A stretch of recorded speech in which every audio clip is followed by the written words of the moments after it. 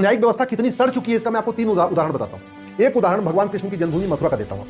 विद्या देवी के पिता 1975 में उन्होंने अपनी 15 बीघे जमीन विद्या देवी को वसीयत किया। क्योंकि विद्या देवी के भाई नहीं थे तो विद्या देवी के पिता ने 1975 में अपनी 15 बीघे जमीन अपनी बेटी को यानी विद्या देवी को दे दिया और 1975 में पिताजी की मृत्यु हो गई। जालसाजों ने फर्जी कागज बनवा के उनके मरने के 20 साल के बाद यानी 1995 में विद्या देवी के पिता को जिंदा कर दिया और जिंदा करके विद्या देवी जो 15 बीघे जमीन जो पिताजी 1975 में विद्या देवी को देके गए थे वो जमीन उन्होंने अपने नाम करा लिया।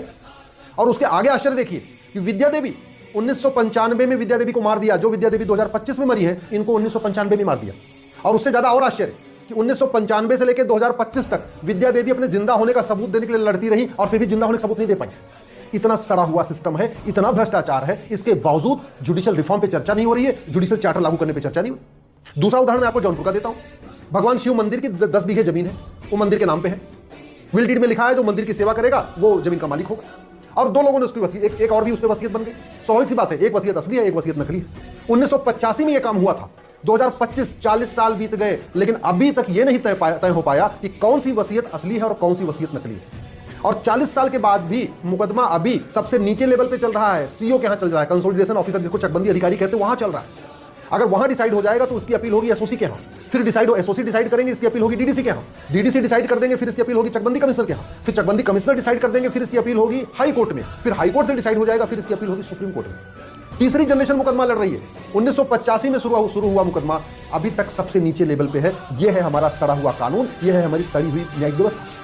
तीसरा उदाहरण आपको देता हूं, पंजाब से, पंचकुला से। कर्नल कबोत्रा 1971 में उन्होंने पाकिस्तान के खिलाफ युद्ध किया था, जो युद्ध हुआ था उसमें पार्टिसिपेट किया था। उस युद्ध में घायल हो गए थे, बाद में उन्होंने पेंशन ले लिया, उनको रिटायरमेंट दे दिया।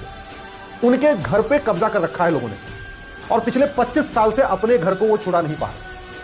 कर्नल कबोत्रा जिन्होंने पाकिस्तान के साथ युद्ध में दुश्मनों के दांत खट्टे कर दिए, वो कर्नल कबोत्रा इस जुडिशियल सिस्टम से हार चुके हैं, इस सड़ी हुई न्यायिक व्यवस्था से हार चुके हैं और 25 साल से केवल और केवल उनको तारीख पे तारीख district court, high court, supreme court, फिर district court, high court, supreme court, 3-4 चक्कर उनका ये चल चुका है।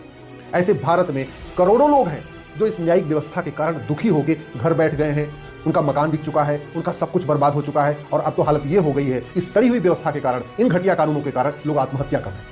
फर्जी SC/ST केस के कारण लोग आत्महत्या कर रहे हैं, फर्जी दहेज के केस के कारण लोग आत्महत्या कर रहे हैं, फर्जी जो है आपके वसीयत विरासत के कारण लोग आत्महत्या कर रहे हैं। इसके बावजूद आराम से सुप्रीम कोर्ट 190 दिन काम कर रही है, बाकी दिन छुट्टियां, ठंडी दिसंबर के महीने में 15 दिन की छुट्टी, गर्मी के महीने में 1.5 महीने की छुट्टी, सब कुछ बढ़िया बढ़िया बढ़िया बढ़िया चल रहा है। दुर्भाग्य देखिए इस देश का कि right to justice fundamental right है।